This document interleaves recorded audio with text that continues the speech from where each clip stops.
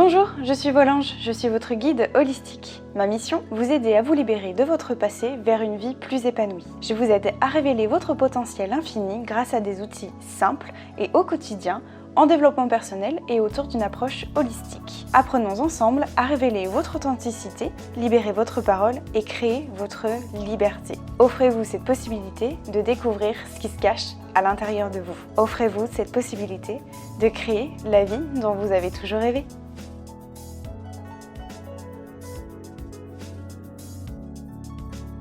Bonjour à tous, je suis très heureuse de vous retrouver aujourd'hui dans ce tout nouveau podcast. Je suis très heureuse parce qu'aujourd'hui, encore une fois, j'ai invité une très belle personne. Je vais la laisser se présenter juste après. On accueille aujourd'hui dans mon podcast Anya. On va parler notamment de son livre et de tout ce qu'elle nous partage.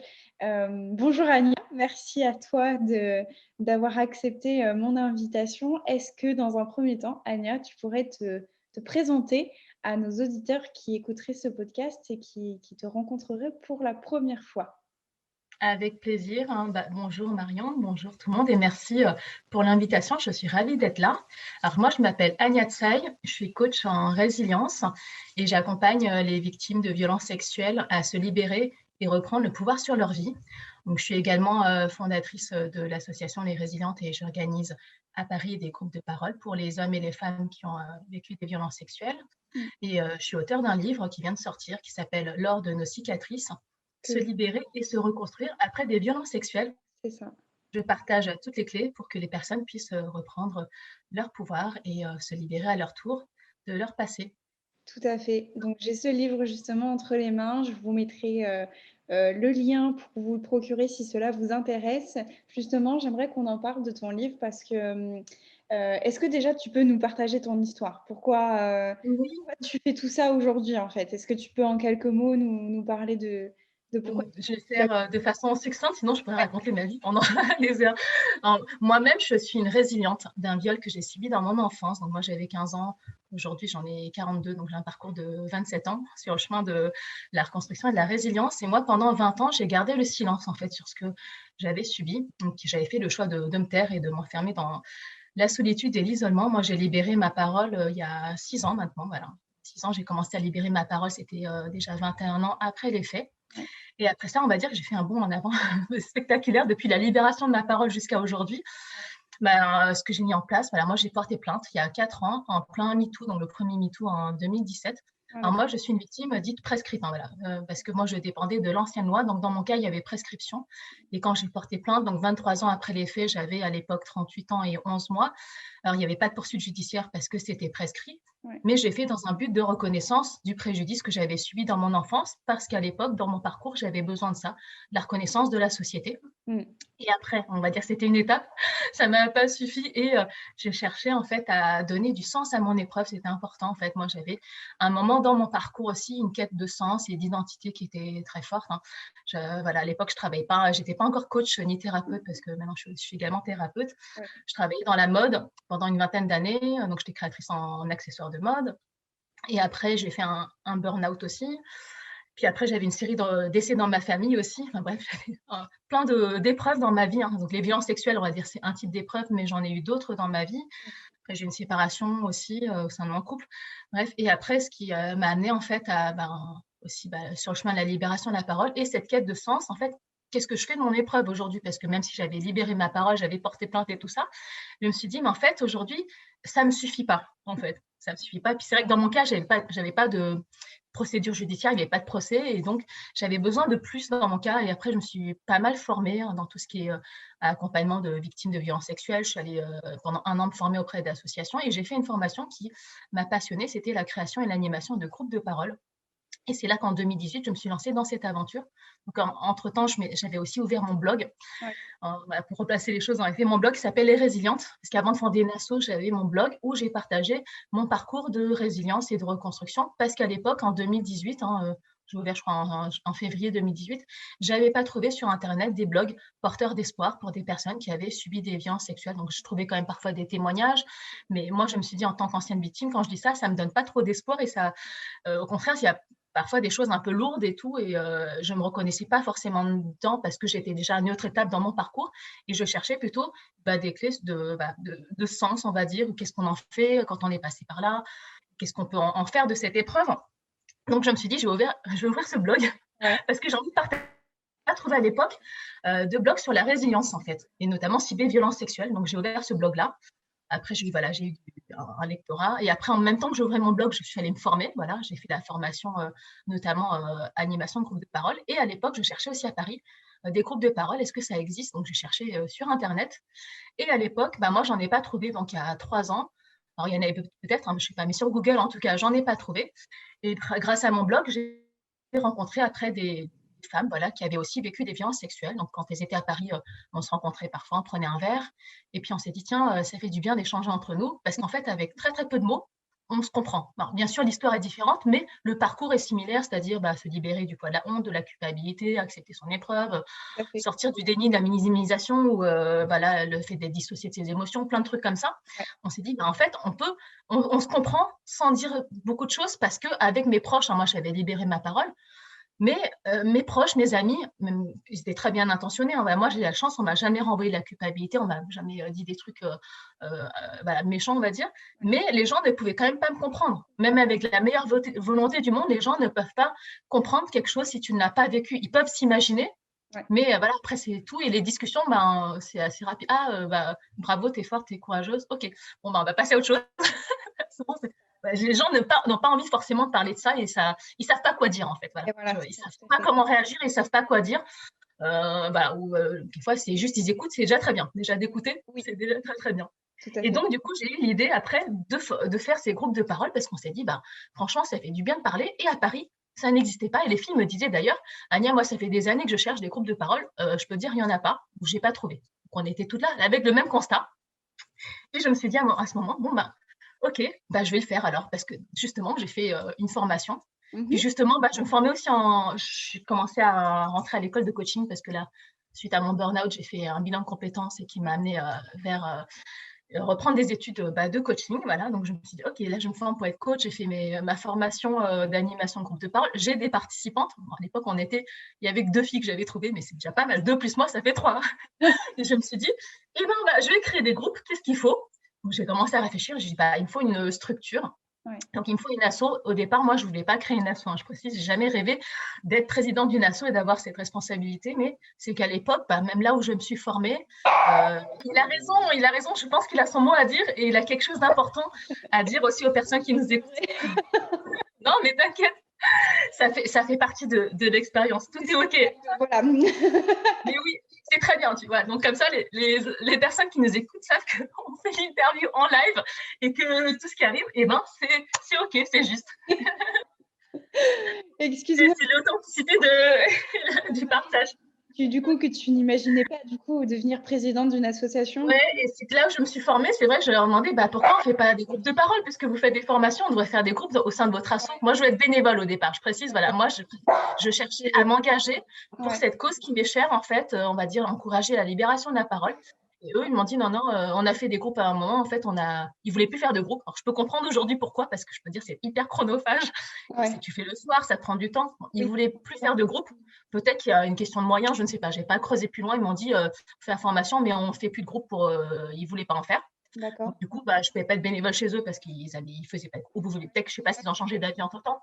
Mais voilà. Après, j'ai cherché d'autres assos, mais il y en a pas aussi qui faisaient des groupes. Et je me suis dit à un moment, OK, si il me faut une structure, je peux pas. À l'époque, j'étais pas encore coach certifié. J'avais pas eu mon diplôme encore, donc je pouvais pas le faire moi en tant que coach qui anime les groupes avec ma certification. Je me dis, je vais faire une structure. Et du coup, pour moi, le plus simple, je me suis dit, je vais faire une asso. Je vais créer une asso. Je ne suis pas allée chercher très loin pour le nom. J'ai repris le nom de mon blog. Je l'ai appelé aussi Les Résilientes, parce qu'au départ, c'était des groupes pour les femmes. J'ai pas, c'est vrai, j'avoue. Au départ, je pensais uniquement aux femmes parce que. Bien sûr. C'est des groupes de femmes, donc d'où le nom Les Résilientes. Et j'ai comme ça un groupe tous les 15 jours. Et puis après, finalement, j'ai passé très vite à un groupe par semaine. Et puis après, comme à Paris, il y avait vraiment, en termes de groupe de parole, j'ai eu une demande très forte en fait. J'ai eu beaucoup de demandes très vite et j'ai dû augmenter rapidement les nombres de groupes. Tu as eu beaucoup de demandes. Voilà, donc à un moment, j'avais même un groupe par soir, on va dire.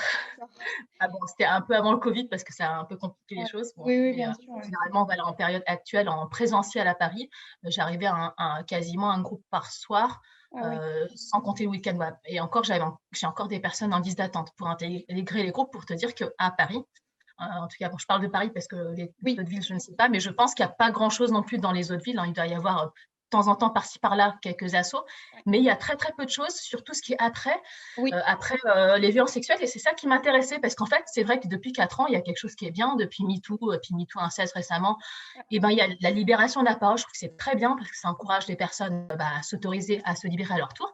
Tu sais pas quoi en faire. Il y a plein de témoignages, ce qui est super, mais parfois, c'est des témoignages, bon, ils me disent juste, ils racontent l'histoire. Ok, ça t'aide aussi, peut-être que tu te reconnais. Mais après, ils ne donnent pas des clés. Ils ne disent pas aux gens, mais qu'est-ce que tu en fais de ton épreuve? Est-ce qu'on peut se reconstruire déjà? Il n'y a pas forcément des messages d'espoir. Est-ce que c'est possible de devenir résilient, résiliente? Est-ce que c'est possible de vivre après ça? Comment on fait pour guérir ces blessures? Et ces questions-là, on les aborde jamais. On n'en parle pas de tout ce qui est après violence sexuelle. Ils te disent juste les chiffres, voilà ce qui arrive, ou les gens qui sont médiatisés, ou des gens qui écrivent des bouquins de témoignages. Je trouve ça vraiment bien, mais tout ce qui est après, il y a une sorte de vide où tout est à créer, en fait. Et c'est pour ça que là, après le travail que j'ai fait mon asso, après moi, je suis devenue coach, je suis devenue thérapeute, je fais de la PNL, je fais de l'hypnose aussi, je fais de l'EMDR, je fais pas mal de choses.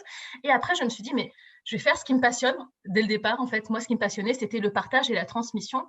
Et je faisais déjà donc via mon blog. Je fais aussi via ma chaîne YouTube, parce que tout comme toi, j'ai une chaîne YouTube qui s'appelle Anya Tsai et les résilientes, et je partage aussi des vidéos avec des conseils pour les gens, pour les accompagner, comme toi tu le fais sur le chemin de la reconstruction. Et je me suis dit, je vais revenir à mes premiers amours, qui est l'écriture, parce que tout départ, mon aventure, elle a commencé comme ça, par l'écriture, via mon blog, et je me suis dit, je n'ai jamais trouvé, moi, de livres qui aident dans un parcours de résilience. Alors, il y a plein de livres de développement perso qui sont géniaux, c'est super, mais c'est assez, on va dire, vaste, hein, ça parle de bonheur en général.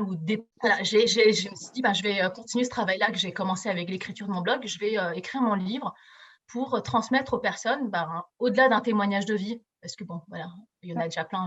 Dans mon livre, forcément, je parle un petit peu de mon parcours, mais rapidement. Mais au-delà de ça, je me dis, je vais transmettre ce qui intéresse les gens, parce que les gens que j'accompagne aujourd'hui, que ce soit dans mon cabinet, en coaching ou en thérapie, ou dans l'asso, les personnes que je rencontre, les gens, ils veulent avoir des clés, c'est-à-dire comment je fais, moi, avec mon histoire, qui est mon histoire, qui est propre, qui est singulière et unique. Qu'est-ce que j'en fais, moi? Parce que je ne sais pas quoi faire. Et il y a des gens qui me disent, j'ai fait plein de thérapie, ou il y en a qui ne font pas de thérapie, il y en a qui ont fait même 10 ans de thérapie, ou voire plus. Et les gens me disent, je tourne encore en rond, je ne sais pas quoi faire. Donc, je suis perdue. Et donc, c'est là que j'ai écrit mon livre, pour vraiment transmettre des clés, pour aller faire un chemin de libération. Parce que je pense que d'abord, ça commence par ça. Quand je dis libération, il y a la libération de la parole, mais pas que. Il y a la libération aussi de ses émotions. Il y a une libération, en fait, intérieure. En fait, il y a un chemin de liberté intérieure aussi. Et puis après, travailler sur soi. Donc, c'est vrai que c'est un livre quand même de développement personnel, on va dire, parce qu'on travaille énormément sur soi, mais qui est ciblé libération, résilience, transformation, parce qu'il y a un voyage de transformation intérieure dans lequel j'emmène mes lecteurs et mes lectrices avec moi. Je trouve que c'est quelque chose qui est essentiel dans tout parcours de résilience, que ce soit des violences sexuelles ou pas, mais quand on a subi une épreuve difficile, il y a un travail personnel à faire, parce qu'on ne peut pas attendre que tout vienne de l'extérieur. Tu ne peux pas attendre que la société te répare, tu ne peux pas attendre qu'un thérapeute te répare. Bien sûr, ça aide, s'il y a la justice ou s'il y a une reconnaissance du préjudice, bien sûr que ça aide, mais si on attend tout de l'extérieur, parfois on peut attendre très longtemps, parce que malheureusement, dans le cas de violences sexuelles, comme tu sais bien, Marion, il n'y a pas beaucoup déjà, il n'y a pas beaucoup de personnes qui portent plainte, donc c'est 10% des gens. Et puis après, dans ces plaintes, il y en a très, très peu qui vont jusqu'à la condamnation. Donc, si on attend que la justice nous répare, quand il y a une justice, on va dire, il y a des fois, on peut attendre très, très longtemps. Puis, il y a des fois où ça arrive, tant mieux, mais il s'est passé parfois plusieurs années avant le procès en cour d'assises, par exemple. Et on ne peut pas mettre sa vie en suspens en attendant une éventuelle condamnation, s'il y en a. Et pareil, si on attend aussi de trouver la bonne personne qui, pareil, un coup de baguette magique va nous réparer ou nous sauver, je pense qu'on peut attendre très longtemps, parce que pour moi, le processus est toujours intérieur à soi. Ça vient par soi. Même si on a subi des choses de l'extérieur, donc quelqu'un qui nous a blessés, on ne peut pas attendre de la personne qui nous a blessés qui nous répare, parce que dans ce cas, c'est comme si on donne ce pouvoir à l'autre. Et j'estime que là, si on donne ce pouvoir à l'autre, on est dépendant, tu vois. Et le but de mon livre, c'est vraiment que les gens reprennent leur puissance personnelle, c'est-à-dire reprendre son pouvoir, le pouvoir sur sa vie, et de dire, ça, ce processus, c'est moi qui suis maître aussi de ma destinée. Donc, peu importe ce qui me soit arrivé, quelle que soit l'épreuve, c'est pas ce que j'ai vécu qui va conditionner. Je ne suis pas ce qui m'est arrivé, je suis ce que je choisis de devenir. Et je trouve ça tellement, tellement puissant, en fait, dans une phrase. Je trouve qu'il résume aussi ma pensée. C'est vrai, en fait, quelle que soit ton épreuve, mais finalement, ça ne va pas te définir. Et qu'on peut choisir un moment de notre vie de plus rester aussi victime toute sa vie. Ça, c'est important. Je sais qu'aujourd'hui, c'est important de revendiquer son statut de victime, etc. Je suis victime. OK. Mais pour moi, c'est une étape qui doit rester temporaire. Parce que moi, perso, je ne sais pas toi, mais en tout cas, dans les personnes que j'accompagne, je ne connais personne qui m'a dit « Ania, je veux rester victime toute ma vie ». Je ne connais pas. Je me reconnais. Voilà. Peut-être qu'il y en a, mais en tout cas, je n'ai pas rencontré. C'est vraiment une étape dans la reconstruction, en fait. Oui, c'est une étape. Et étonnamment, tu vois, moi, quand je suis arrivée à ce stade-là où on a reconnu mon statut de victime, donc moi, notamment, c'est passé par le dépôt de plainte, même s'il y avait prescription, on a reconnu, ça s'appelle viol sur mineur, c'est passible de la cour d'assises, mais dans votre cas, il y a prescription, mais en tout cas, ça s'appelle un viol et c'est marqué. Moi, ça m'a suffi pour la reconnaissance. À un moment, quand je suis arrivée à ça, la justice reconnaît que je suis une victime. Mais dès que j'ai eu ce statut de victime, à un moment, je me suis dit, non, mais là, je ne veux plus rester victime. Mais quand j'ai eu ça, tu vois, pour moi, c'était… À ce moment-là, je pensais qu'en ayant ce statut-là, c'est bon, j'ai la reconnaissance et ça me suffit, en fait. Non, pour moi, c'était un point de départ, en fait. Le point de départ vers autre chose, parce que je me suis dit, non, mais déjà, le mot victime, moi, je ne me reconnaissais pas dedans parce que ça a quand même une connotation péjorative, on va dire. Le mot victime, ça sous-entend subir. Ça sous-entend être passive. Ça sous-entend qu'en gros, tu peux rien faire, tu subis ta vie, en gros. C'est ça. Et c'est pas, on va dire, personne n'a envie de revendiquer un statut victime parce que ça n'a pas une connotation, on va dire, tu n'es pas acteur ou actrice de ta vie. Tout à fait. Et d'ailleurs, c'est pour ça que mon asso ne s'appelait pas les victimes de violences sexuelles. Je trouvais que c'était pas très beau comme mot et j'ai préféré appeler ça les résilientes parce que dans le mot résiliente, ça sous-entend pour moi renaissance, espoir. Il y a un chemin derrière en fait qui te mène vers la résilience. Donc pour moi, c'est quand même plus positif en fait que victime. Et on est surtout acteur et actrice. On détient la télécommande de sa vie en fait. On va dire ça. On devient pilote de sa vie et que pour moi c'est vraiment important de se rendre compte qu'il y a vraiment un processus. Je pense qu'un chemin de reconstruction, un chemin de résilience, en réalité, ça dure toute une vie. C'est pas, tiens, il y a un point d'arrivée qui est là, au dépôt de plainte ou au procès, ou je ne sais. Il n'y a pas vraiment de point d'arrivée. Parce que même moi, je n'ai pas la prétention de dire que je suis arrivée au bout de mon parcours, mais je pense que c'est un apprentissage qui dure toute une vie. Donc, en fait, tous les jours, on continue d'apprendre. De toute façon, la vie elle-même est un chemin. C'est pour ça que je dis mon livre, c'est un guide vers un voyage de transformation. Parce qu'on sait pas, il n'y a pas de fin à ce voyage. Mais il y a un point de départ, on peut choisir, tiens, aujourd'hui, je décide de reprendre le pouvoir sur ma vie. Aujourd'hui, je décide en fait d'avancer et que, voilà, malgré la difficulté de l'épreuve, je dis pas au contraire, c'est difficile. Mais ne rien faire, c'est difficile aussi. De toute façon, quel que soit le choix, c'est pas facile, c'est pas en un claquement de doigts. Par contre, c'est le fait de s'engager dans un processus, donc commencer par un premier pas. Tu vois, on ne demande pas d'arriver tout de suite à faire un marathon de 42 km, mais ça commence d'abord par acheter des chaussures, par exemple, ou commencer un entraînement, par exemple, peut-être. C'est ça. Y aller étape par étape, mais dire que le message que c'est possible. Et je voulais c'est possible, clairement, oui. Qu'on a effectivement un parcours qui est, comme tu dis, on n'a pas du tout vécu la même chose, mais quand tu parles, déjà, je me reconnais en fait. Tout ce que tu viens de nous dire et nous partager, c'est incroyable parce que finalement, je me reconnais beaucoup, l'écriture qui nous aide, etc.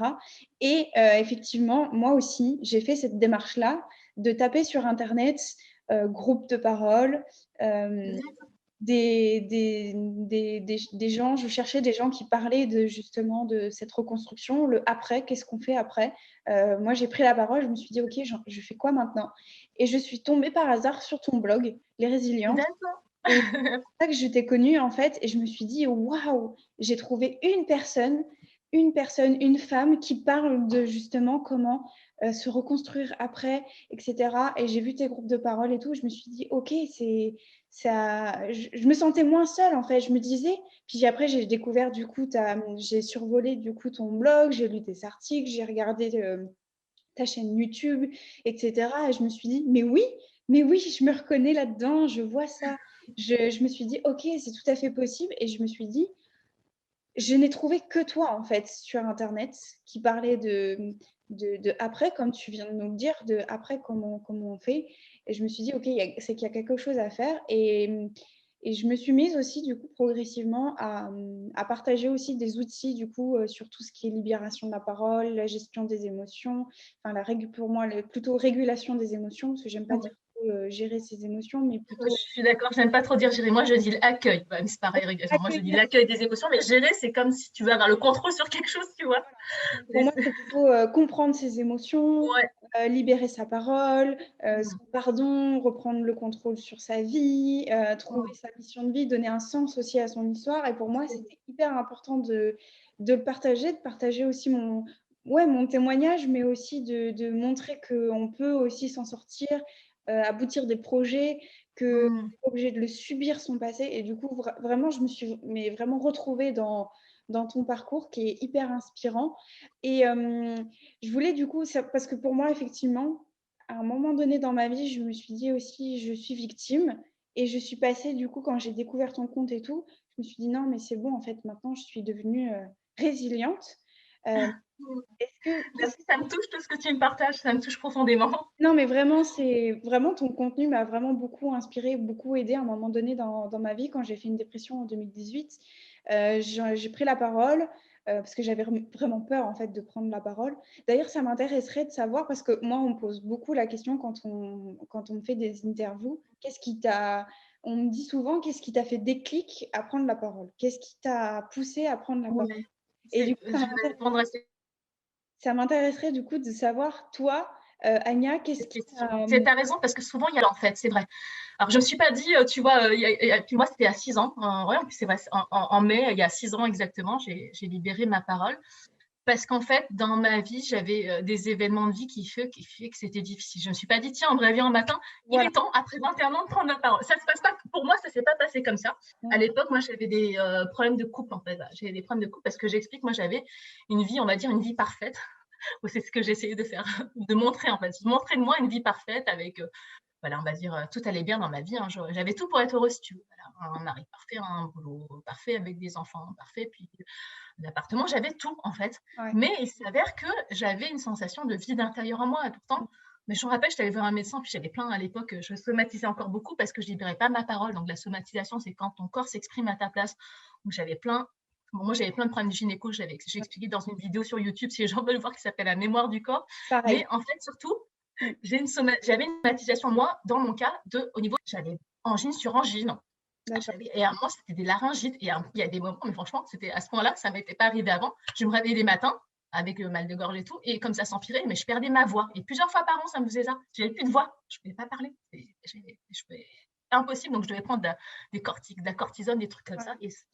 Et j'étais à un médecin, et j'étais tout en malade. Ça me dit, mais en fait, mais vous avez tout pour être heureuse, là, vous avez tout. Genre, il me disait, mais vous avez un mari, des enfants, un travail, ouais, en gros, bon, je sentais un vide intérieur, mais même lui, il ne pouvait pas me dire parce qu'il ne savait pas.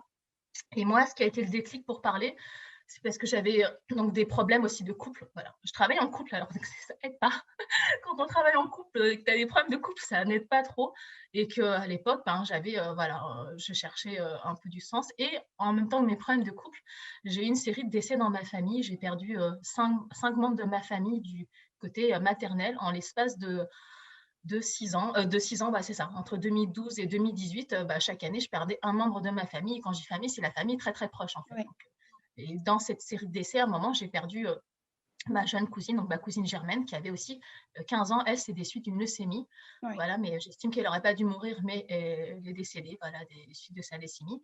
Et ça m'a beaucoup impactée parce que je me suis dit, tiens, mais pourquoi elle est morte? Elle a 15 ans. À 15 ans, c'est pas normal de mourir. Et puis, je voyais mon oncle et ma tante qui étaient complètement terrassés. Ils devaient préparer l'enterrement de leur fille. Je me dis, mais Ouais. c'est pas dans l'ordre des choses que des parents enterrent leurs enfants. Je dis, mais c'est Ouais, que des parents subissent. pas normal et tout, et je comprenais pas. Et Ouais. moi, c'est cette série d'essais, et puis après, ben, aussi un mal-être un peu dans mon couple. Et dans mon travail, ben, je trouvais que ça a perdu du sens aussi. Ouais. Parce qu'en fait, je me cherchais moi. Donc, c'est un mélange un peu de tout, tu vois. Et après, ben, ce décès-là, ça fait comme une cocotte minute, en fait, plein de trucs que tu brasses et qui vont pas trop. Et boum, à un moment, ça explose. Et il s'avère qu'il y a 6 ans, ben, du coup, j'ai confié mon histoire, j'ai libéré ma parole à un ami, en fait, voilà, un ami commun au couple, voilà, et qui savait mes problèmes de couple, parce qu'à chaque fois que ça allait pas, je l'appelais, oui, ça va pas, et tout, et tout. Et puis un jour, je lui ai dit, écoute, là, je vais te raconter autre chose, parce qu'il n'y a pas que ça, il n'y a pas que le couple, en fait. Parce qu'en fait, le couple, si tu veux, c'est la partie émergée de l'iceberg, c'est ce qu'on voit, qui est visible. Mais une partie, c'est un iceberg, il y a une grosse partie qui est immergée, et la partie immergée est plus grosse que la partie émergée. Donc, je vais symboliser comme ça. Et je lui ai dit, non, mais là, il faut que je te raconte un truc parce que ça me pèse. Alors, bon, je sais pas, voilà, au-delà des problèmes de couple, j'ai dit, non, mais je lui ai dit un truc, j'en peux plus, il faut que je te raconte ça parce que j'avais un mal-être général lié au décès, parce qu'après chaque décès, il y avait des étapes du deuil aussi, enfin, il y avait un deuil à faire, un parcours de résilience, et ça faisait beaucoup chaque année, plus mes problèmes de couple, plus le boulot, plus cela. Effet Plus. cocotte minute. Ouais. Il faut que je te raconte ça, un truc qui me pèse là, depuis que j'avais 15 ans, et là, il s'est passé 20 ans, mais il faut que je te le dise, je ne sais pas pourquoi. Je ne peux pas dire pourquoi exactement, Marion, ce jour-là, avec tel ami, mais je pense parce que c'était le bon moment, avec la bonne personne, c'est les circonstances qui font que il y avait un trop-plein en moi, il fallait que ça sorte, parce qu'en plus, je te dis, j'avais plein de problèmes de somatisation, que je perdais la voix plusieurs fois par an. Je me dis, il faut que ça sorte, là, il faut que ça sorte. Donc, je vais balancer le cadeau, entre guillemets. Ce n'est pas un cadeau que j'ai fait. C'est pas un cadeau, mais lui, il l'a accueilli comme un cadeau. C'est ça la différence. C'est que c'est hyper important aussi la personne, quand elle accueille ton histoire, comment elle réagit. Si on m'aurait dit, oh là là, ma pauvre, t'es une victime et c'est horrible et j'ai pitié de toi, peut-être que ça m'aurait un peu freiné. Mais il s'avère que cette personne-là, bon, c'est un homme, et puis il faisait aussi du développement personnel. Il m'a dit quelque chose qui a été vraiment un déclic dans mon parcours, et aujourd'hui, je lui dis mille merci, voilà, parce que ça a été, c'est la façon dont il a accueilli mon histoire. Il a dit, écoute, Ania, ce que tu as vécu, c'est terrible, c'est vrai que c'est, voilà, je dis pas mentir, c'est vraiment terrible, mais tu sais, en fait, il m'a dit, c'est ton passé, et aujourd'hui, ton présent, ton futur, t'appartiennent. Et ce que tu as vécu, tu sais, tu peux aujourd'hui choisir de ne pas rester une victime toute ta vie. Alors, je sais que peut-être que ça peut choquer des personnes qui nous écoutent, mais moi, à l'époque, c'est vrai, je me dis, mais il me raconte. Mais en fait, je ne m'attendais pas à cette réponse. Il m'a dit, mais aujourd'hui, tu as le choix, tu peux choisir en fait de ne pas rester victime, c'est-à-dire que tu as le choix, et que c'est vrai, il avait raison à l'époque, je me comportais un peu comme une victime, c'est-à-dire j'attendais de lui, je te jure, j'attendais de lui, Marion, qui me dise, oh là là, ma pauvre, c'est horrible. J'attendais des trucs comme ça, de ce style-là. Il n'a pas eu du tout cette réaction, il m'a dit, ok, terrible. Mais en fait, il m'a dit, en gros, Ania, je t'accepte avec ton histoire, en fait. Et que même si c'était terrible ce que je lui ai dit, il m'a dit, ok, mais ça fait partie de toi, mais aujourd'hui, tu peux faire un autre choix. Parce que le présent et le futur t'appartiennent, et c'est pas parce que tu as vécu ça que tu vas rester victime toute ta vie. Tu peux reprendre ta vie en main. En gros, les mots qu'il m'a dit, c'est tu peux reprendre ta puissance personnelle. Bon, lui, il m'a dit, tu peux faire le choix de ne pas rester victime toute ta vie parce que tu mérites d'être heureuse. Et aujourd'hui, ce que tu as fait, l'histoire que tu me racontes, je t'encourage maintenant à le dire maintenant à ta famille. Dis-le à ton frère, dis-le à ta famille, à tes amis, dis-le à tes proches, pour qu'ils te reconnaissent, en fait, ils t'acceptent, et qu'ils t'acceptent tel que toi tu es, c'est-à-dire moi, Ania, avec mon histoire, et pas montrer que le masque de Madame Parfaite, en fait, c'est ça. Et il m'a donné une autorisation ce jour-là de me dire, moi, je t'accepte, Ania, tel que tu es, avec ton histoire, toi en entier, dans ta globalité, et que malgré ce que tu me dis, je ne te rejette pas, moi, je t'accepte, et au contraire, ça fait toi encore quelqu'un d'humaine, en fait, en gros. Et qu'il m'a remercié, il m'a dit, mais merci pour ta confiance. Après, j'ai écouté cette amie, j'ai commencé à parler petit à petit de mon histoire à mes amis, à ma famille, etc., à mon frère. J'ai même dit après à mes enfants. Enfin, je me suis vraiment libérée sur plein de plans, et ça m'a énormément aidée. Et c'est vrai que dans mon cas, le déclic, c'est, on va dire, la cocotte minute qui explose, on va dire. Et je pense que j'aurais pas fait ça. Peut-être que la vie m'aurait envoyé encore d'autres épreuves ou difficultés dans mon parcours pour dire à un moment, stop, là, c'est trop, il faut que je libère quelque chose, parce que c'était trop à contenir, tu sais. En fait, ça faisait, on foulait beaucoup en moi.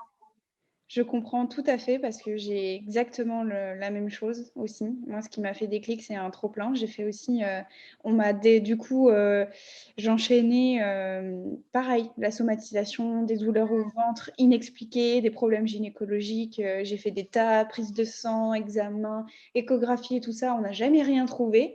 On ne Ouais, comprenait pas pourquoi. On disait que c'était le stress, que c'était mes études, etc. ouais, Et en fait, j'ai eu un trop-plein comme toi. Et, le euh, trop plein. et un jour, je me souviens d'avoir été voir mon médecin et j'ai dit, écoutez, j'en peux plus. Voilà, j'ai un membre de ma famille qui a abusé de moi. Je pense que c'est ça. Et elle m'a dit, oui, vous faites un stress post-traumatique, une dépression post-traumatique en fait.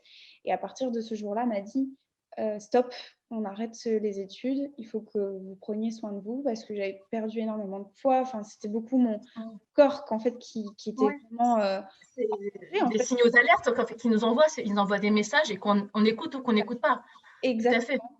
Et là, j'ai décidé d'écouter. Ça faisait plusieurs années que, pareil, je n'écoutais pas, que j'avais gardé. Moi, j'ai gardé ça 3 ans avec moi, de mes 18 ans jusqu'à mes 20 ans, 21 ans. J'ai gardé ça pour moi, j'en ai parlé à personne et tout. Et moi, du coup, j'en ai parlé à mon petit ami qui m'a dit, mais non, mais ok, un peu comme toi, qui m'a accepté tel que j'étais, qui m'a dit, ok, mais ça c'est pas ce qui te définit. Et qui m'a encouragée aussi à prendre la parole autour de moi, à en parler à mes parents, etc. Donc, je reconnais, puis c'est moi ce qui m'a fait déclic, voilà, c'est cet effet de cocotte minute aussi, qu'à un moment donné, le corps ne pouvait plus tout gérer seul, en fait, qu'on avait beau refouler, j'avais beau garder pour moi, mais à un moment donné, il fallait que ça sorte par. Il faut que ça s'évacue parce que tout ce que tu imprimes, en fait, tout ce que tu refoules, mais tout ce qui, ça, à un moment, ça finit par s'exprimer d'une façon ou d'une autre. Donc, soit par la somatisation, si tu n'arrives pas à libérer ta parole, ou soit ça peut être aussi un burn-out, des trucs comme ça. Moi, je suis arrivée jusqu'au début du burn-out pour te dire, enfin, tu vois, c'était un moment, je dis, OK, il faut que je fasse quelque chose parce que je veux pas, je veux plus, en fait, je peux pas. Et c'est vrai que c'est vraiment juste, hein, c'est le trop plein qui fait. Parfois, c'est pas juste un truc en fait, mais c'est l'accumulation de plein de choses. Ouais. Et qu'à un moment, tu dis, ok, c'est tellement trop là que je suis obligée de regarder les choses en face. Je dis, bah là, je peux plus fuir parce que c'est une forme de fuite aussi. Hein, tu sais, le fait de, je faisais autre chose, je m'occupais, je faisais tout pour pas voir la réalité en face, et c'était une fuite parce que j'avais trouvé ça comme moyen pour me protéger, parce que je me suis dit, si ça n'existe pas, si je ne l'accepte pas, à un moment, avec le temps, ça va finir par passer. Alors, je précise que cette technique, moi, j'ai essayé depuis 20 ans, ça ne marche pas. Alors, je connais personne pour qui ça a marché. En tout cas, faites-moi signe si ça marche. Mais moi, ça ne marche pas, ce que tu mets sous le tapis. J'appelle ça un cache-misère, en fait. Tu mets un sparadrap C'est ça. sur ta plaie qui est complètement infectée. Mais c'est un cache-misère. Et t'enlèves ton sparadrap 20 ans après, la plaie, elle est toujours là, en fait. Et qu'à un moment, il faut soigner ses blessures, Tout à fait. et que ça passe par ça, et que le soin de ses blessures, ça commence par soi, parce que même si tu as fait autre chose, même si tu as un copain, un mari, des enfants, mais ton copain, ton mari, tes enfants, ton travail, ta famille, c'est pas eux qui peuvent te soigner. Ils peuvent en fait t'accompagner et t'encourager sur ton chemin de guérison, mais les gens, c'est pas eux qui appliquent le baume cicatrisant sur ta plaie, C'est parce ça. que c'est à soi-même de le faire. Mais c'est vrai que l'entourage compte, parce que les gens peuvent vraiment te soutenir si tu as besoin, mais les gens ne marchent pas à ta place sur tes propres pas, sur ton chemin, en fait. Ça, c'est important de le comprendre. Et moi, j'ai mis du temps à libérer ma parole, parce que je pensais que, voilà, en construisant une famille, et puis voilà, avec mes enfants, ça m'occupait aussi bien, et puis travailler en couple, et j'avais l'activité professionnelle qui commençait à marcher. Je me suis dit, ça va me réparer. C'est Mm. court, mais je te jure, je me suis dit ça, mon mari, mes enfants, mon travail, ma famille, ils vont me réparer. Mm. Et donc, j'attendais de l'extérieur des personnes qui me réparent ou qui me guérissent. Et Mm. c'est un leurre, hein, c'est une illusion. Ça ne fonctionne pas comme ça, parce qu'à un moment, si on ne travaille pas sur soi, et que il faut le vouloir aussi, il faut être prêt, enfin, faut se dire, Oui. aujourd'hui, je fais ce Mm. travail, on peut, même si tu n'as pas conscience, tu peux pas le faire, en fait. Si quelqu'un te dit, il faut que tu travailles, mais C'est si ça. tu n'as pas conscience ou tu n'as pas envie de changer, ça ne marche pas. Oui. Mais c'est vraiment prendre conscience qu'à un moment, ok, j'ai tout ça là, et je me dis, ok, je vais commencer. Par quoi je commence? Et c'est moi, j'ai commencé à faire des liens, mais je commence pas par. J'aurais pu commencer par voilà, mon burn-out, mon problème de couple, les décès. En fait, non, je vais commencer je vais commencer par l'origine. Je me dis, je sais la source, c'est les violences sexuelles. C'est ce que je refoule depuis plus de 20 ans. Donc, je sais par là. Et là, comme c'est pas un hasard, mais par miracle, je vais pas dire comme par hasard, mais c'est par hasard.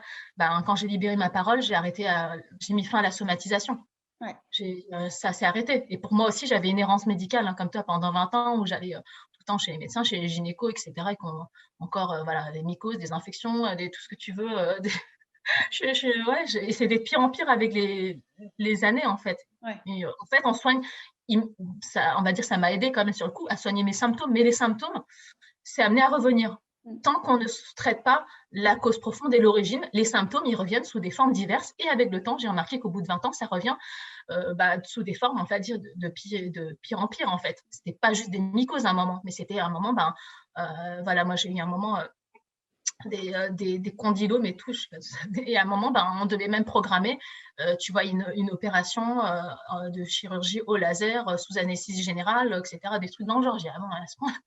Donc, à un moment, il fallait vraiment que je libère ma parole parce que je me suis dit, mais à un moment, ça va être quoi? Ça va être quoi? Un cancer du col de l'utérus ou je sais pas, parce que c'était vraiment de pire en pire mes symptômes. Et donc aujourd'hui, voilà, si je peux témoigner, c'est que, en tout cas, moi, en libérant ma parole et en n'étant plus dans le déni ou la minimisation de ce qui m'était arrivé, ça m'a vraiment libérée de mes maux corporels. Ouais. Parce qu'en fait, la maladie, elle est là pour nous exprimer des choses qu'on a du mal à dire, en fait. Là, c'est un jeu de mots, mais c'est vrai, c'est de la maladie. C'est pour tout ce qu'on a du mal à dire. Et qu'il y a des choses, en tout cas, moi, j'estime qu'il y a beaucoup de maladies chroniques ou des symptômes voilà, persistants qui ont quand même une origine psychosomatique. En tout cas, forcément, ça a des liens et que si on ne soigne que le symptôme, il y a quand même des limites aujourd'hui. Parce que ça ne fait pas tout. Alors, bien sûr, c'est important quand même. Si on a une infection, il faut aller se soigner et prendre le traitement. Mais si, à un moment, il faut quand même rechercher la source si il y a des choses qui sont amenées à revenir. Donc, au bout de 20 ans, je me suis dit, il y a quand même... Oui, il y a quand même quelque chose. Ouais. Il y a quand même quelque chose.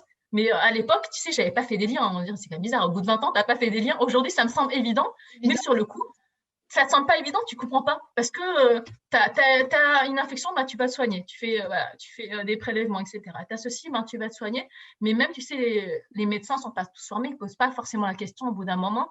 Ouais. Bon, c'est étrange. Vous avez mon truc. Est-ce que vous avez vécu des violences? Est-ce que vous avez quelque chose dans votre enfance? Ils ne posent pas forcément la question parce que les gens, ils sont formés comme ça, tu vois. Symptômes, médicaments. Médicaments, on soigne et on ne cherche pas la cause profonde. Donc, on ne cherche pas. Et je trouve que ça a des limites à ce fonctionnement-là. En tout cas, je parle des troubles chroniques qui reviennent. Je ne dis pas, si tu as un rhume, tu vas soigner ton rhume. Mais même des trucs comme ça, anodins. Je parle d'angine, de bronchite, des trucs comme ça, ou perdre ma voix. Mais j'ai mis du temps à faire des liens. C'est parce que j'avais des choses que je n'exprimais pas et que mon corps est somatisé pour dire, regarde, le matin, tu te réveilles, tu n'as plus de voix. Et ça a duré une semaine comme ça, sans voix. Des trucs... Je dis, mais qu'est-ce qui se passe? Heureusement que je n'étais pas chanteuse, tu vois. Mais mon corps me disait quand même des trucs. Pourtant, tu vas me dire, c'est pas bien méchant de perdre sa voix. Au bout d'un moment, tu la retrouves. Mais je dis, mais quand ça se reproduit comme ça, d'année en année, tu te dis, mais c'est bizarre. Il y a quelques années, ça m'arrive une fois par an, puis après 2 fois par an, et 3 fois par an, et 4 fois par an. Tu te dis, non, mais il y a un truc bizarre. Et quand tu es sous antibiotiques, moi, j'étais sous antibiotiques quasiment presque tous les mois à un moment. Je vais dire, mais il y a un truc là. Je me dis, je n'ai pas envie de prendre des antibiotiques toute ma vie. Déjà, ça a détraqué ma flore intestinale, mais je me dis, mais non. Le médecin me revoyait, il me dit, bon, alors on met encore des antibiotiques, puis là, on va mettre un peu plus fort. Et un peu plus fort, un peu plus fort. Mais... Le corps qui parle, Le corps parle, et c'est tellement puissant quand tu sais écouter les messages qu'il te transmet. Oui, c'est ça, Et il y a une autre question que je voudrais poser qu'on m'a posée aussi récemment. C'est pour toi, comment tu définirais la résilience? Parce que du coup, tu as appelé ton blog comme ça, les résilients, tu as ton association aussi. Comment tu définirais, toi, la résilience, du coup? La résilience, je pense que... En fait, je peux te donner une définition qui est, c'est le fait de surmonter des épreuves traumatiques et d'en sortir grandi. Mais pour moi, la résilience, comment je vais le dire avec mes mots? Je vais dire que c'est vraiment pour moi, c'est un processus intérieur. Tu vois, c'est vraiment... Moi, j'aime parler par métaphore. Pour moi, c'est un voyage, en fait, intérieur. Je vais dire que c'est un voyage, en fait, de transformation, un voyage, tu vois, de type un voyage alchimique, en fait. Pour moi, la résilience, c'est vraiment ça. C'est comme le titre de mon livre, tu vois, l'or de nos cicatrices. C'est pour moi, comment faire de ces épreuves une force pour avancer, en fait. Comment des épreuves de vie, donc comme des violences sexuelles, ça peut devenir en fait un nouveau tremplin, en fait, c'est ça. Moi, ça va être ça. Je vais parler ouais, je vais parler de perles de résilience, alors, on va Ouais. dire ça, de métaphore, parce que je pense que parfois les histoires, c'est plus parlant que des simples mots, mais la résilience, pour moi, c'est euh, comme quand on fait, comme quand une huître, elle crée une perle, tu sais.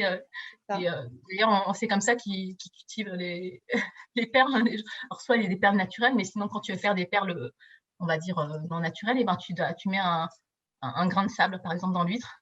Tu mets un truc extérieur, donc on va dire un événement extérieur, on va dire un grain de sable ou une épreuve, paf, et que l'huître, bah, autour de ce grain de sable, bah, va mettre des couches et des couches de nacre, et au bout d'un moment, couche après couche, bah, tu obtiens une perle, en fait. Ouais. La perle de la résilience.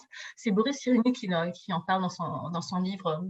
Je trouve que c'est un merveilleux malheur. Je trouvais ça très, très beau comme métaphore. Ouais. Et pour moi, en fait, la résilience, c'est ça, c'est un processus interne à soi, parce qu'on va dire l'huître, c'est Ouais. nous, tu vois. Moi, je suis une huître aussi. Une huître, c'est ça. Mais si je ne ressens pas une huître, bah, je veux dire, pour moi, c'est ça. On est une huître et qu'un événement extérieur vient perturber Ouais. ton écosystème, ton écologie, que voilà, le grain de sable, on va dire, par exemple, l'épreuve, violence sexuelle, par exemple, Mm. ça pénètre dans mon écosystème et qu'on subit ça comme une intrusion ou une agression, et qu'après, pour se défendre, se reconstruire, etc., et tu construis en fait des choses autour de cet événement-là, et que tu appliques des couches de nacre. Donc, c'est pour ça que je dis un voyage de transformation, de sublimation, parce que tu sublimes cette épreuve et que soit tu la laisses comme ça, un grain de sable qui te perturbe et qui te Ouais. gêne, soit en fait, tu appliques des couches de nacre et que tu te reconstruis couche après couche, couche après couche.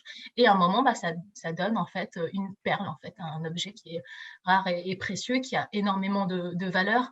Donc, pour moi, la résilience, c'est ça, c'est un processus qui vient de soi, qui est interne à soi, et qu'en fait, c'est nous-mêmes qui sommes à l'origine de notre propre résilience, et qu'en fait, on le doit à nous aussi, tu vois, parce que c'est nous-mêmes qui nous mettons dans les conditions pour le faire, et parce qu'on a la volonté de le faire, et qu'on se met en mouvement aussi pour aller dans cette direction.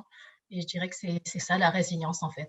Je ne sais pas si ça répond à la question, parce que j'ai parlé de métaphore. Mais... Non, mais moi, ça me parle tout à fait. Je comprends tout à fait ce que tu veux dire et je partage Pour exactement. moi, c'est un chemin et un processus, tu vois. Ouais. C'est pas un truc, tiens, la ligne d'arrivée, elle est là, je suis résilient. Non, c'est Non, non. un processus et c'est un chemin de vie, c'est un voyage, en fait. J'aime dire le mot voyage parce qu'en fait, Oui. dans un voyage, on n'arrive pas pareil que quand on est parti. Il y a vraiment un chemin, en fait, qu'on a fait. C'est un voyage intérieur vers nos ressources, vers notre potentiel, en fait. Et je Tout à crois qu'il est d'accord avec nous. Ourson. Non, mais je suis tout à fait d'accord avec toi. C'est vraiment un voyage. C'est des étapes en fait. On suit des Ouais, c'est des étapes. et j'allais dire la résilience, il n'y a pas vraiment de but final. Enfin, il n'y a pas de. Il n'y a pas vraiment une ligne d'arrivée, c'est là et c'est fini. Et non, c'est un processus, un chemin. Continue en fait et je trouve que c'est ça qui est, qui est beau. Je voulais juste qu'on parle un tout petit peu de ton livre du coup. Ouais, avec grand plaisir. Parce que moi, juste ce que je voulais faire passer comme message du coup pour ton livre, c'est que comme tu l'as très bien dit un peu plus tôt dans ce témoignage que tu nous livres, c'est que c'est pas juste un livre où tu racontes ton histoire. Alors certes, tu nous expliques ce qui t'est arrivé, etc. Oui, ça fait 10% de mon livre. Hein. Je crois que c'est Voilà, juste les c'est ça. voilà, sur les 400 pages, et les 40 premières pages, et, ça, et les 90% restants. Et justement, je voulais vraiment en parler de ton livre parce que pour moi, c'est un espoir pour toutes les victimes parce que c'est pas juste un livre de témoignages, c'est un livre qui aide, qui peut vraiment vous aider parce qu'il y a des tas d'exercices à faire. Moi, je t'avoue que je prends le temps vraiment même si j'ai quelques années déjà Oui, tu as déjà un parcours avancé voilà, de résilience. on va dire avancé, entre guillemets, et ben, tu vois, je prends le temps de refaire les exercices. Je pense notamment à la lettre pour libérer ses émotions ou libérer sa parole. J'ai écrit, là, justement, j'ai fait l'exercice il n'y a pas longtemps d'écrire par rapport à la culpabilité et la responsabilité. J'ai fait cette lettre, du coup, de me décharger encore. Et je me suis rendu compte que ça m'a fait énormément de bien quand tu as déchiré ce papier et tout. Je me suis dit finalement, encore après On peut aller encore plus loin, en fait, c'est ça. On peut toujours aller plus loin sur son parcours. Et du coup, c'est pour ça que je voulais vraiment en parler de ton livre, que c'est pas juste un livre de témoignages en disant voilà ce que j'ai vécu et voilà où j'en suis arrivée, ce que je fais, etc. C'est que c'est vraiment une aide en fait. Tout à fait. Tu parles des émotions, tu parles de faire une lettre au pardon. Enfin, je ne veux pas tout spoiler parce que je vraiment, ceux qui sont intéressés vraiment à lire ton livre, c'est un prendre comme un livre d'exercice en fait une aide à la reconstruction en fait. Ouais, j'ai voulu en faire un guide, un compagnon de route en fait sur notre voyage intérieur. Donc, comme tu dis, les listes de témoignages, il y en a déjà tellement. Je trouve qu'il y en a plein et c'est très bien. Je voulais pas faire un énième livre de témoignages parce que finalement, tu sais, voilà, même si on vit des épreuves parfois similaires, mais il n'y a jamais deux parcours qui sont identiques. Donc, jamais tu vas trouver un livre avec la personne qui a vécu exactement la même chose, avec les mêmes circonstances, les mêmes événements, le même contexte. Ouais. Et le livre des témoignages, ça apporte parfois des pistes de compréhension, mais tu restes. Moi, j'en ai lu, ça m'a aidé, mais je me dis, mais je reste sur ma faim. Mais c'est bien comment elle a fait concrètement la personne, comment elle a fait. Et que je me dis, tout le monde n'a pas forcément l'argent pour faire une thérapie ou faire du coaching, etc. Et je me suis dit, moi, c'est vrai que l'écriture, dans mon parcours, en tout cas, ça fait partie de ma résilience, c'est clair. Et moi, c'est une façon que j'ai aussi de pouvoir, en fait, sublimer mon épreuve. Moi, c'était vraiment important, comme je te dis, moi, j'avais une quête de sens, en fait, et d'identité, ça se rejoint. Mais quand j'ai compris que de mon épreuve, je peux en faire quelque chose et que ce quelque chose, ça a de la valeur pour moi, mais peut-être que ça peut aider d'autres personnes. Oui. Je me dis, mais là, je réfléchis pas, je vais l'écrire. J'ai écrit le livre qui n'existe pas aujourd'hui et que moi, j'aurais tellement aimé avoir à mes côtés il y a quelques années quand j'allais pas très bien encore, que j'avais pas fait tout mon parcours de reconstruction, que j'avais pas fait ma thérapie, je me suis pas formée pour être coach moi-même ou thérapeute. J'aurais aimé avoir ce livre-là, franchement, à mes côtés parce que j'aurais gagné des années dans mon parcours de savoir tout ça. Ou j'aurais aimé l'avoir à 15 ans, tu vois, quand ça m'était arrivé. Ouais. Parce que j'aurais aimé, tu vois, quelqu'un vienne me voir à 15 ans, donc il y a plus de 27 ans, qui me dise, Ania, écoute, ce que tu as vécu, c'est terrible, mais tu sais, ça ne te définit pas et ça ne conditionne pas le reste de ta vie et que tu peux être heureuse, en fait, tu peux t'autoriser à vivre la vie de tes rêves, en fait, et rien ne t'est impossible. Et que ce n'est pas parce que tu as vécu ça que tu vas porter une étiquette à vie de victime. Et j'aurais tellement aimé qu'on me dise ça. Après, je n'ai pas trouvé ce livre-là non plus. Après, j'ai fait tout mon chemin, que tu connais, que j'ai résumé dans les grandes lignes. Je me dis, mais ce livre, je vais l'écrire. Alors, l'écriture, on va dire, c'est quand même intérieur à soi aussi. C'est vrai que même si je l'écris pour d'autres personnes, mais je l'écris aussi pour moi-même, pour la petite fille que j'étais. Il y a une notion comme ça, tu vois, un peu de miroir, mais je l'écris aussi parce que ça fait partie de mon chemin de résilience et de transmission. Ça fait partie de ma reconstruction à moi, parce que moi, ça passe par la transmission. C'est ça. Et du coup, j'ai écrit à qui, en fait? J'écris à vous tous, vous toutes résilients et résilientes, mais j'écris à moi, la petite fille que j'étais, et comme si je m'adressais à elle. Et voilà, aujourd'hui, moi, Ania, à 42 ans, je te transmets toutes les clés. Et toi, à 15 ans, que tu aurais aimé avoir et que tu as trouvé vraiment beaucoup plus tard dans ton parcours, mais c'est pas grave, je ne regrette pas d'avoir découvert ça toute seule. Mais là, je m'écris aussi parce qu'il y a une forme, l'écriture est pour moi, en tout cas, thérapeutique. C'est pour ça que je donne beaucoup d'exercices aussi de type écriture, parce qu'on peut le faire soi-même. Je donne des exercices que les gens peuvent mettre en place chez eux à leur rythme, mais que j'ai vraiment écrit le livre que j'aurais aimé avoir comme compagnon de voyage dans mon parcours personnel. Et comme je n'ai pas trouvé ce livre, et pourtant j'en ai lu des paquets de bouquins de dev perso et même de psychologie et tout, des livres aussi de psy, mais quelquefois qui parlent que de psychotraumatisme et qu'est-ce que c'est, mais parfois c'est un jargon incompréhensible et surtout ça ne donne pas des clés. Et moi, ce qui m'intéresse, c'est j'ai pas besoin qu'on me fasse un cours, tu vois, un cours de qu'est-ce que c'est que ça. J'ai besoin qu'on me donne des clés concrètes, c'est-à-dire, voilà, l'exercice pratique, c'est ça. L'outil, c'est ça. Voilà, tenez, je vous prends par la main, en fait, je vous montre comment faire, et maintenant, c'est à vous. Et faites-le, parce que je ne peux pas le faire pour vous. Si tu veux, je donne des clés aux gens, mais les gens, les clés, ils les ont entre les mains, et ils commencent par là où ils veulent commencer. S'ils veulent commencer par, je ne sais pas, la culpabilité, c'est OK. Ils commencent par ça. Mais c'est-à-dire que moi, je donne, en fait, aux gens, je leur rends la responsabilité sur leur vie. Quand je dis responsabilité, ça ne veut pas dire culpabilité. Ça veut dire, pour moi, responsable, c'est qu'on est capable de répondre, c'est-à-dire qu'on peut agir. On peut agir sur sa vie aujourd'hui et qu'en fait, c'est important pour moi dans ce processus-là, dans le livre, que les gens se réapproprient leur puissance personnelle. Ils disent, mais en fait, moi, je peux être acteur et actrice de ma vie et qu'aujourd'hui, je redeviens l'héroïne de ma vie. Et voilà, j'ai encore parlé par métaphore, mais Ouais, parce qu'on est tous le héros et l'héroïne du livre, du roman de notre vie c'est ça. et que finalement, l'épreuve que tu as vécue, Mmh. c'est qu'un chapitre dans ton histoire, mais le traumatisme n'est pas toute ton histoire. Ouais. Je ne suis pas, c'est pas mon identité, je ne me définis pas par ça. Et donc, du coup, pour moi, c'était important de rendre aux gens bah, leur puissance personnelle, leur redonner les clés. Mmh. Quelquefois, on a les clés d'une prison intérieure qu'on s'est créée, tu vois, quand on s'enferme dans bah, une position de victime. Et parfois, c'est inconscient. Moi, je le faisais inconsciemment. Et qu'après, ben, on ne s'autorise pas. Il y a une question aussi d'autorisation, de permission à soi. Et tout ce travail intérieur, et ben, en fait, on peut le faire que soi-même.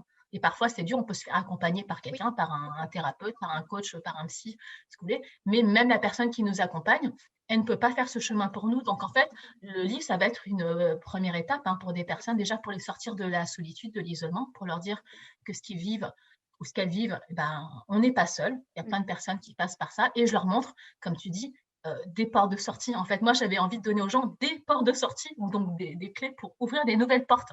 ouais, Parce que la porte victime, on la connaît tous, la porte, voilà, mais en fait, derrière toi, il y a d'autres portes ou à côté de toi. Enfin, il suffit de changer un peu de se tourner, de changer ta perception et voir qu'il y a des portes de sortie. Pour moi, c'est important ouais. de montrer ça et c'est vrai que j'avais vraiment envie de transmettre ça et d'écrire ce livre parce que j'aurais tellement, tellement aimé l'avoir à mes côtés. Et aujourd'hui, bah, je suis contente de pouvoir le transmettre à d'autres et bah, d'encourager d'autres personnes aujourd'hui à se libérer à leur tour et de s'engager dans leur processus personnel, en fait, sur la voie du changement. Parce qu'en réalité, tu vois, c'est vraiment un voyage de transformation intérieure et de changement, c'est ça. Et c'est sur ce parcours-là. C'est pour ça que je dis la destination, finalement, ça importe peu. C'est pas ça qui compte. Non, C'est pas dire, tiens, je suis arrivée à destination. Non, ce ah, qui compte, c'est le voyage.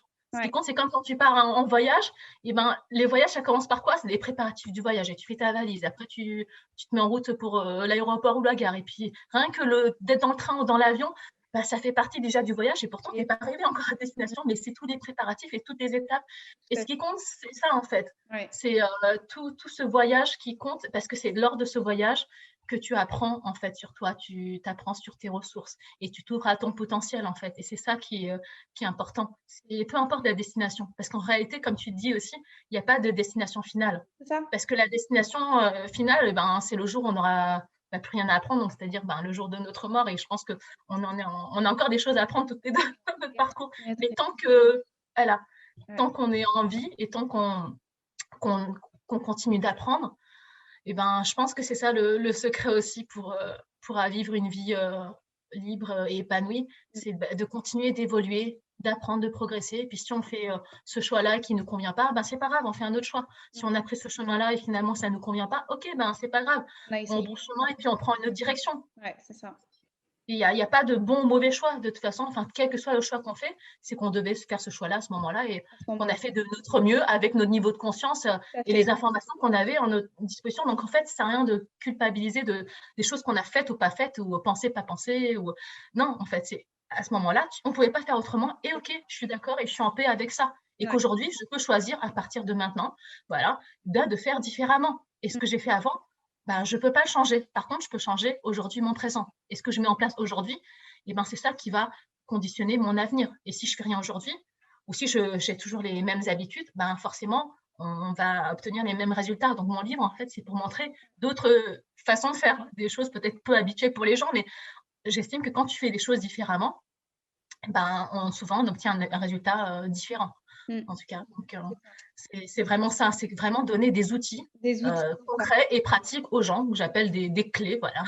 Des clés, Et, des outils. Je suis tout à fait d'accord avec toi et tout ce que tu partages, j'aurais tellement aimé le savoir aussi il y a 3 ans, il y a 4 ans, parce que enfin voilà, moi j'ai eu une super, psychanalyste qui, du coup m'a mis sur la voie du développement personnel, mais pas que, qui ouais, m'a fait prendre, conscience, qui m'a fait prendre conscience de ma position de victime et qui m'a vraiment amenée vers la résilience parce qu'elle m'a partagé tous les outils que tu peux partager dans ton livre.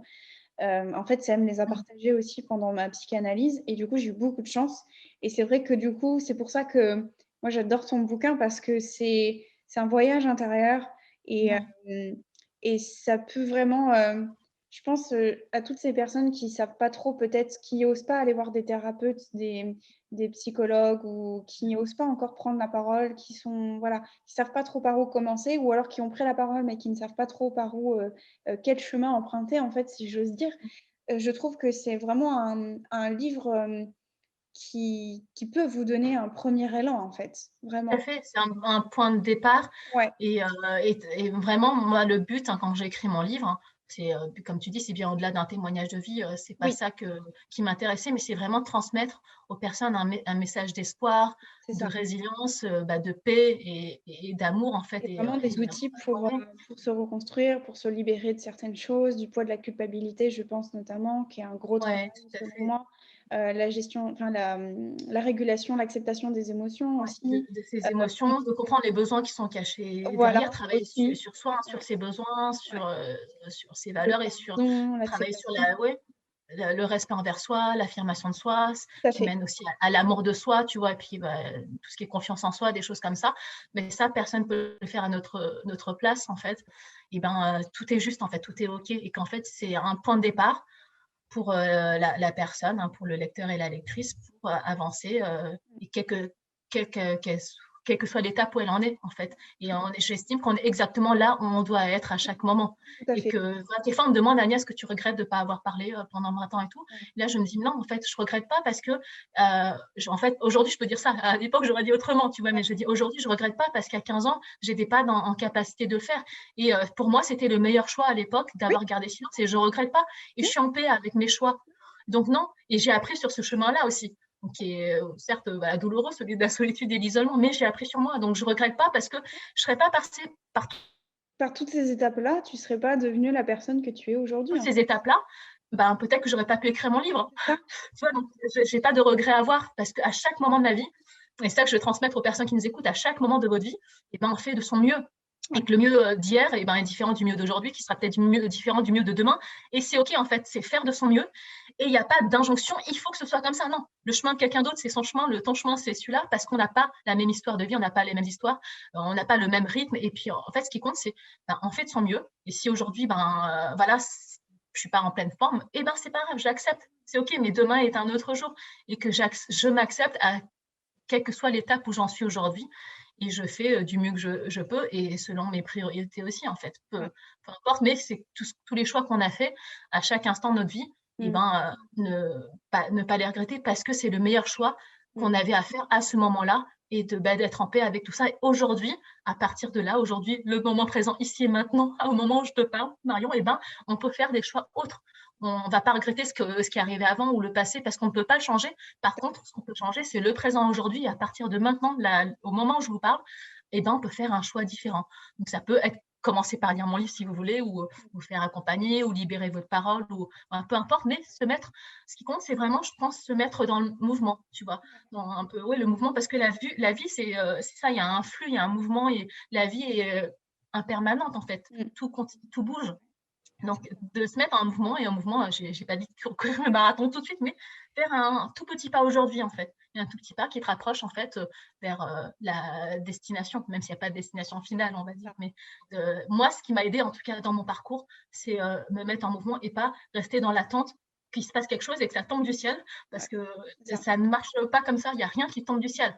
Parce qu'en fait, ça vient de toi, c'est que tu dois chercher à l'intérieur de toi. Ouais. Sinon, tu attends que ça tombe, ça tombera pas parce que la réponse est déjà en toi. C'est en toi. C'est ça. Ouais. La réponse est en toi et c'est là que tu dois chercher et Ouais. pas vivre dans l'attente. Mais Mmh. au contraire, dire, OK, ben là, aujourd'hui, ben voilà, je vais commencer à travailler sur moi. Et ça peut être, je sais pas, travailler, comme je te dis, ben, ça peut être pour il y a plein de portes d'entrée possibles, hein. On peut commencer par de la bienveillance envers soi, donc ça apporter de la douceur, des choses comme ça déjà. Et, ou déjà, ben, ne plus faire de reproches, ne Mmh. pas se critiquer, ou, parce qu'on est très bon pour ça, de se Ouais, juger, se tout à fait, ouais. critiquer, s'auto-saboter. Ça peut commencer par ça peut commencer par lever le poids de la culpabilité, ça peut commencer par les émotions, ça peut commencer aussi par écouter son corps et les messages qu'il nous transmet. Il y Ouais. a il n'y a pas un ordre, moi, tu vois. Non. J'écris 25 chapitres, tu n'es pas obligé de faire dans l'ordre des 25 chapitres. Ouais. Moi, j'ai fait comme ça, comme un parcours, mais Ouais. comme le voyage de chacun et chacune Et est différent. unique, Ouais. on peut commencer aujourd'hui, si ma priorité c'est de travailler sur, je sais pas, l'amour de soi, ben, je vais commencer sur ça, par exemple. Il y a, voilà. Ouais. Mais Tout à fait raison. il y a autant de parcours de résilience qu'il y a de personnes sur Terre, et je Tout pense à qu'on fait. est tous des résilients et des résilientes. Parce que je connais personne qui n'a pas vécu d'épreuves. Donc, tout le monde n'a pas vécu de violence sexuelle, mais on est tous passés par des étapes ou des épreuves que ce soit, difficiles. Et c'est comme ça qu'on apprend. ouais, j'estime aussi que, par exemple, les deuils, les divorces, les séparations, voilà, chaque épreuve, en fait, même quelle qu'elle soit, et j'en ai fait un podcast justement là-dessus où j'ai mis chaque épreuve mène à la résilience, en fait. Et, Oui, tout à fait. et c'est ça, en fait, c'est que chaque épreuve de notre vie nous amène à devenir plus forts, euh, plus nous-mêmes, qu'on en apprend davantage sur nous-mêmes. Et il y a tout un travail d'acceptation aussi de ce qui Ouais. est. Donc des épreuves qui nous, voilà, pour moi, des épreuves, ça nous mène vraiment vers la résilience et c'est pour ça, c'est le message que je transmets aussi. Bien sûr, tu as raison, et ça mène vers la connaissance de soi, en fait, et Oui, la découverte de ses propres ressources, parce qu'en fait, on a toutes les ressources en nous nécessaires à notre propre changement. Ça, c'est un présupposé qu'on a en PNL, que je répète à mes clients, mais c'est vrai, on a les ressources en nous mm, et que c'est qu'il n'y a rien qui nous soit impossible. ouais, Vraiment, il y a tout. Et comme tu dis, en fait, je pense qu'on est même, on n'a pas, on vit généralement diverses épreuves. Et moi, j'ai pas qu'un chemin de résilience par rapport aux violences sexuelles. J'ai un chemin de résilience après chaque décès dans ma famille, après le burn-out, après ma séparation, des choses comme ça. Et en fait, chaque épreuve m'a appris quelque chose. Et oui, que derrière une épreuve, eh ben, se cache un cadeau. Alors, je précise, attention, l'épreuve n'est pas le cadeau, parce que je souhaite à personne de vivre ça, c'est pas ça. Mais derrière une épreuve de vie, eh ben, on peut recevoir un cadeau de son épreuve, c'est-à-dire recevoir des leçons de vie et des apprentissages ouais, qui font qu'en fait, ça a une valeur inestimable. Et moi, je n'aurais pas reçu tous les cadeaux de toutes ces épreuves et les cadeaux que j'ai acceptés aussi, que j'ai su accueillir. Je n'aurais pas pu transmettre tout ce que je transmets dans mon livre, en fait. Ça, dans mon livre, je transmets les apprentissages que j'ai faits sur mes 27 ans de parcours de résilience voilà, suite à cette épreuve-là. Et que c'est pour ça que je dis, je regrette rien de ma vie, parce que ce livre, je n'aurais pas pu l'écrire à 15 ans, tu vois, parce qu'il me fallait apprendre tout ça sur mon parcours. Et à un moment, l'année dernière, j'ai écrit en plein Covid. Je me dis, bah, OK, aujourd'hui, je suis en paix avec mon histoire, je suis en paix avec moi-même, et je m'accepte telle que je suis dans ma globalité. Ben, là, je suis arrivée à ce niveau-là où je peux transmettre ce message d'espoir et tout. Et peut-être mon livre, j'aurais écrit il y a 6 ans, quand j'ai commencé à libérer ma parole, j'aurais fait comme tout le monde, j'aurais écrit juste un livre de témoignages.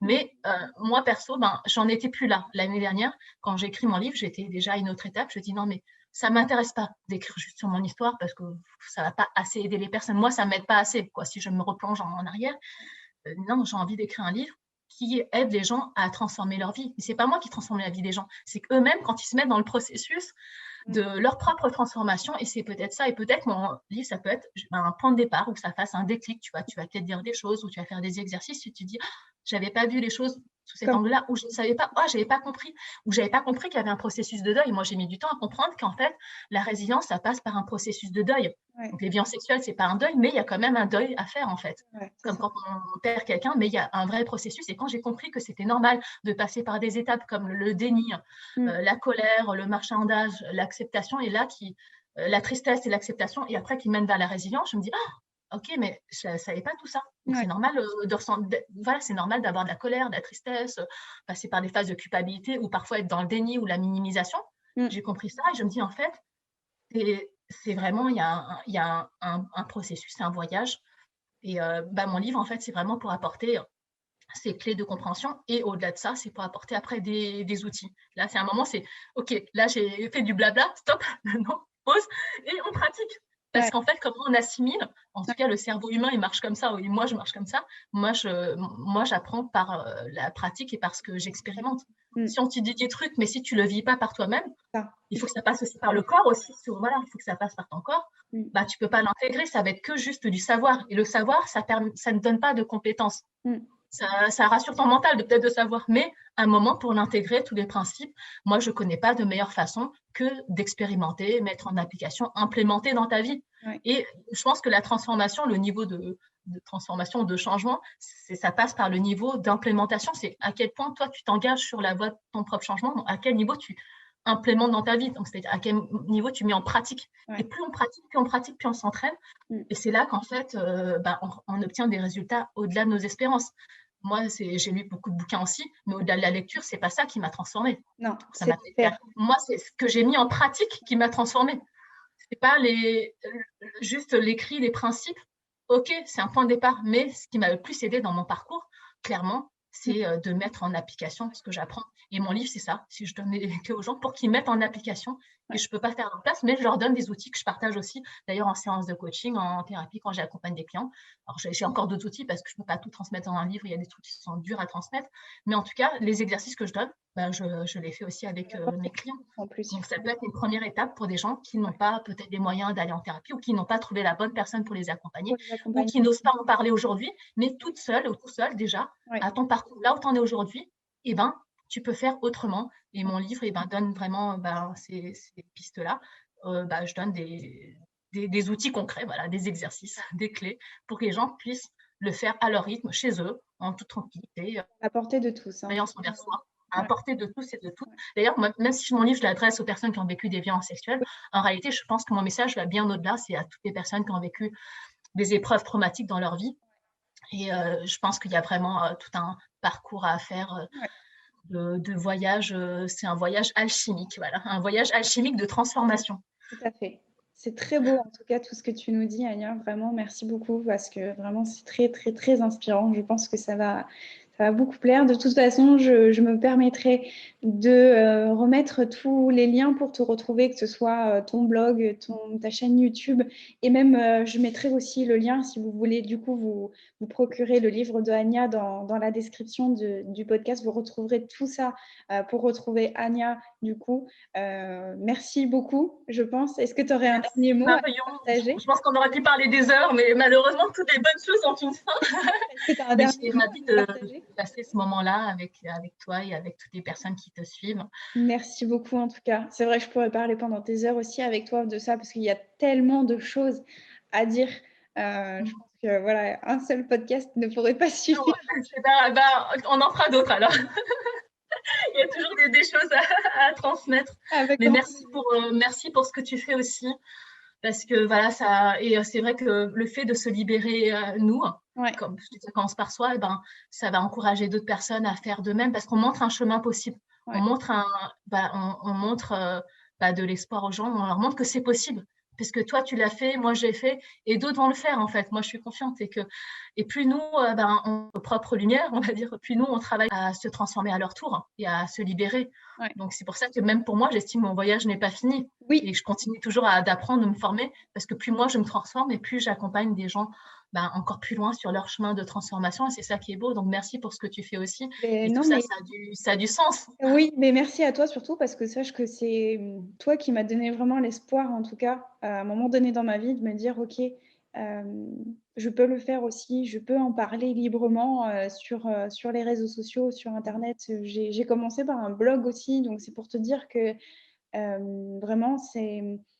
Ouais, tu m'as vraiment aidée à un moment donné dans ma vie, donc tu es cet espoir et du coup, voilà, de toi va naître des petites perles, donc je suis la petite perle et j'espère qu'il y aura d'autres petites perles. Les petites perles vont donner d'autres perles. Merci, c'est beau ce que tu me dis.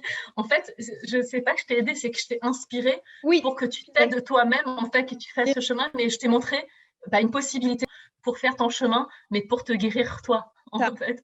Et donc, c'est ça qui est beau, parce que ça crée comme des chaînes humaines, en fait. Oui, et c'est ça. Ce que j'ai envie de faire, via mon livre, via ma chaîne YouTube, puis les conférences que je donne, etc., ou mon activité, c'est montrer, mais regardez, voilà, il est possible.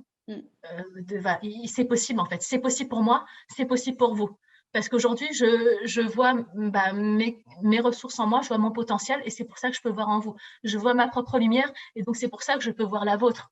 En fait, c'est ça, c'est que plus on travaille sur soi et plus on est capable aussi d'aider au mieux les autres, en tout cas de les accompagner, on va dire, parce qu'on ne peut pas faire ce chemin pour eux, mais c'est ça. Et plus moi, je me libère et plus je vais encourager d'autres à le faire et plus toi, tu continues ton chemin aussi, il t'encourage d'autres à le faire. Donc, ça passe notamment par cette interview aujourd'hui. Il y aura sans doute d'autres choses encore à faire, mais c'est vraiment ce qui m'intéresse, moi, c'est d'aller vers les ressources, vers le potentiel des gens. Et pas de... Voilà, ça ne sert à rien de remuer en boucle, on va dire, son passé, parce qu'on ne peut pas le changer. Mais par contre, ce qu'on peut changer, ça commence maintenant, la seconde, là où je te parle. À partir de là, on peut faire des choix qui vont transformer notre vie. Et moi, ça a commencé comme ça, en fait. Mon chemin, c'est que j'ai commencé à faire des choix pour moi. Et il s'avère qu'après, j'ai continué, je me suis engagée sur ce chemin-là et ça a transformé ma vie. Et encore, je pense que je suis qu'au début de mon parcours, tu vois. Je pense que j'ai encore d'autres choses encore sûrement Je à suis faire, tout à fait à d'accord. construire. Et c'est pour ça que c'est passionnant, parce il y a pas de, il y a pas de fin, parce qu'on continue tout le temps de se métamorphoser et d'évoluer. C'est très Donc, beau en tout cas. Ouais, merci beaucoup pour tous tes mots, tes messages, ce que tu diffuses vraiment, c'est hyper, hyper inspirant. merci, ça me fait plaisir. J'ai continué, j'ai continué à diffuser et à Ouais, inspirer alors. il faut qu'on continue parce que je pense qu'on est vraiment, enfin, on est des messages d'espoir pour les autres et Ouais, plus on sera nombreux à montrer qu'on peut y arriver et plus on aidera les autres. Et moi, je suis vraiment convaincue que, ouais, moi, j'ai vraiment trouvé aussi ce sens-là à ma vie que j'aime transmettre, que ouais, parce que toi aussi, tu es pareil que moi dans le partage, la transmission. ouais, Ouais, transmission, la diffusion, enfin voilà, tous ces termes-là, en fait, c'est vraiment transmettre aux autres qu'on peut s'en sortir, on peut bien vivre, on sûr. peut se faire des objectifs. Cette interview en est la preuve. Regarde, on prend la parole, on Mm. diffuse des messages d'espoir, de résilience et tout ce que tu veux. Ouais. Vraiment, voilà, merci beaucoup encore. Merci à toi, Marion. Mais je pense qu'aujourd'hui, c'est possible à la fois pour toi comme pour moi, Ouais, parce qu'on est arrivé à un niveau où toutes les deux, on a trouvé, on va dire, une paix intérieure par rapport à notre histoire. On a trouvé cette sérénité, ouais, cet apaisement, et c'est ça qu'on peut transmettre aujourd'hui, en fait. c'est Parce ça. qu'on est arrivé à ce niveau-là, Ouais. et que moi, j'ai pu, voilà, j'ai dépassé ces stades de haine, de colère, de violence, de désir de Culpabilité. vengeance, que j'ai connu aussi, Mmh, de culpabilité. mmh, Et quand je me suis libérée de ça, aujourd'hui, mon message est tout autre en fait. Et je pense qu'on émet d'autres vibrations ouais, et qu'aujourd'hui, ben, ce que j'ai envie de transmettre, ben, c'est vraiment de l'espoir, c'est de la résilience, c'est de la paix, c'est de l'amour et l'amour, encore commencer par l'amour de soi d'ailleurs en premier lieu, mais c'est vraiment ça, c'est parce que je pense qu'on peut transmettre ce que nous-mêmes on est aujourd'hui, tu vois, c'est ça. c'est Et qu'aujourd'hui, je suis en paix avec mon passé, je suis en paix avec mon histoire, je suis en paix avec moi-même. mmh, Et donc, c'est ça, voilà. Et je pense que toi, comme moi, ben, on se lève le matin, ben, on a un pourquoi qui est très fort, on sait pour quelle raison pourquoi on le fait. on est là, on sait, voilà, quand on sait pourquoi, Ouais, on a cette vision-là et qu'on a envie tous les deux d'œuvrer pour un monde meilleur et de continuer à transmettre, à diffuser voilà, nos vibrations, nos énergies, notre message pour que d'autres aussi le fassent à leur tour et que ouais, c'est, voilà, il y ouais, a plein de belles choses qui sont en œuvre et en cours. tout à fait. Tout Et à fait, donc, tout voilà. à fait. Donc, je serais ravie de continuer un autre jour, à un Complètement. autre moment, bah, nos échanges, parce que tu as Ouais. raison, il y a plein de choses à se dire. Mais merci pour ce temps que Non, tu mais merci à toi pour m'accordes. ce temps que tu m'as accordé aussi. Je vous dis encore, je me répète, vous trouverez du coup, vous pouvez retrouver Anya. Du coup, je vais mettre tous les liens pour la retrouver dans la description. Je rappelle du coup elle a sorti un merveilleux livre qui s'appelle L'or de nos cicatrices, que je vous mettrai le lien si vous voulez vous le procurer, qui a un bel message, un beau message d'espoir et qui peut vraiment vous aider à faire le premier pas du coup pour dans votre construction. Merci beaucoup Anya. Je te remercie infiniment pour Merci Marion du fond du cœur. merci à tous ceux Le qui plaisir nous est ont partagé. écoutés. Et puis, on se retrouvera très vite du coup pour un nouvel échange, j'en suis sûre. Merci à Ouais, avec grand plaisir. vous de passer une très très bonne journée. Gros bisous à tout le monde. Merci à tous ceux qui nous auront écoutés. Et on se retrouve très bientôt pour un nouvel épisode. Merci à vous. À bientôt. Au revoir, à bientôt. Prenez bien soin de vous.